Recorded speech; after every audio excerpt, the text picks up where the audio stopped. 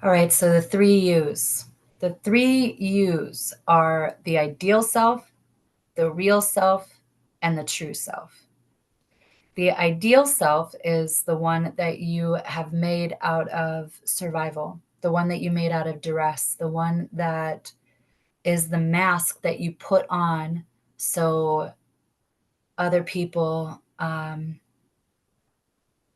see you that way, like because you want them to see you that way, but it's not the true you. It's the version of the one that you think that you need to be for someone else, or um, the one that you think that you should be for someone else, or what you think that they think that you should be.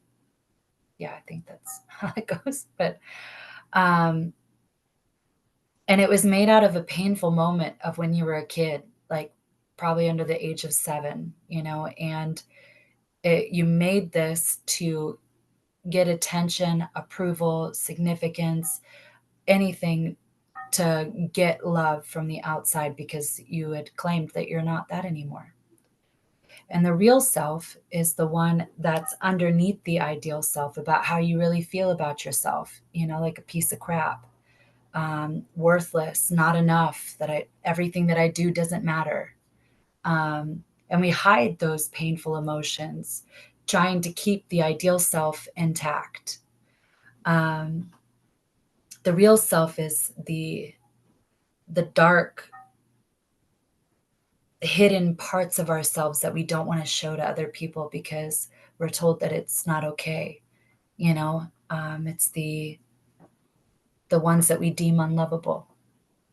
Like I used to be really tough to survive certain circumstances, and I put on a facade that I'm super tough on the outside, and I even put a mask on that I needed to be a boy. I thought that was better, to be manly as a woman, and I left my femininity behind because I needed to toughen up in a world that was pretty tough, so um but underneath that, the real self was that I'm insecure, and being a girl is vulnerable, and I don't want to show that, you know, because every time that I showed that, I was beat up and brought down for it, so and then there's the true self.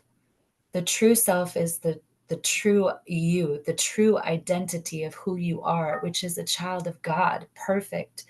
And we've all got our differences which make us our who we are.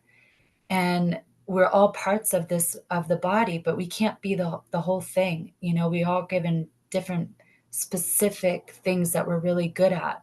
And if we keep trying to be the ideal self, we leave the true self behind, the true essence of what God created us to be, in our difference, in our diversity.